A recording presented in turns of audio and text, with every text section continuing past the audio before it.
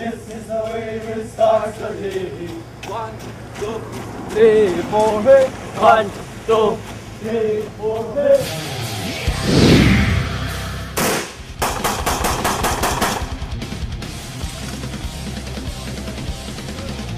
Sila ang Special Forces ng Philippine Army.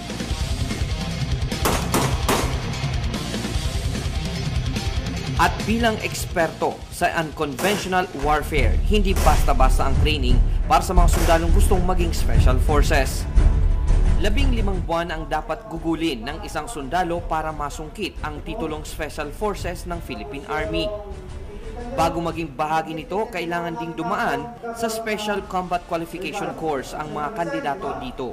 At para maintindihan ko kung gaano kahirap ang training na ito, kailangang maranasan ko din ito. Mula sa pagbaril. Meron pa tayong tinatawag na Advanced Marksmanship Training. Iyon yung may mga movement na, yung mga fighters natin is tumatakbo sila, sinto, and then yung paano pumutok ng pagod. So, trained yung mga Special Forces operator natin sa mga ganong klaseng training. Sa obstacle course. Ngayon ko na-realize, sabi ng nanay ko, di bali nang magkulot ako ng buhok at mag-manicure, pedicure. Huwag lang magsundalo. Ha?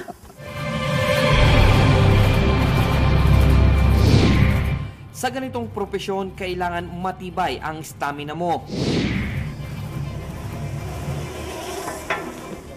Kailangan ng root course para mas lalong tumibay ang katawan, kung saan kailangan mo itong matapos sa loob lamang ng 7 minuto. So ako, di ko nasusubukan. Malamang bagsak lang.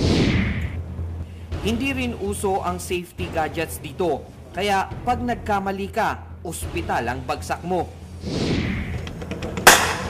Nagpakitang gilas din ang Special Forces sa 84-foot rappelling.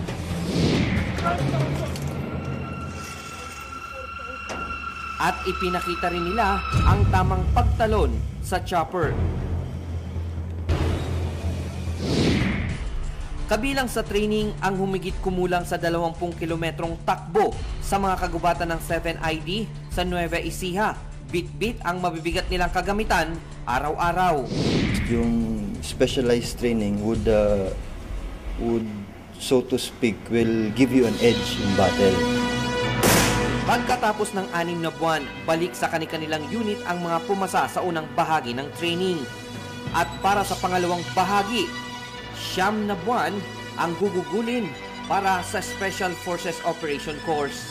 Ang itinuturing na advanced skill o ang pinakabuod ng pagiging Special Forces. At para malaman kung nais sa puso nila ang 15 buwang training, kailangang sumailalim ang mga ito sa test mission o totoong labanan. Test mission is some sort of, we are validating the skills of the soldier. Kung kaya ba niyang i-apply yung kanyang, or he will be able to apply the skills that he have learned in training dun sa uncontrolled environment. Merwin Llanza, News Team 13.